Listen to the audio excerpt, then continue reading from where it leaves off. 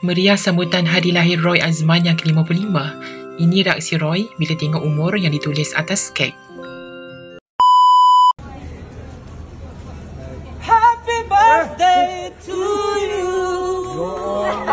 Happy birthday to you. Budak-budak jahat. Birthday to you. Budak jahat. Happy birthday. Happy birthday. Ya Allah. Happy birthday. Bila dah habis?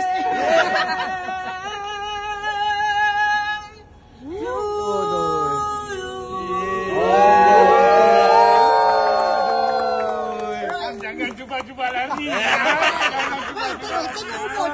Tengok umur. Berapa tu umur?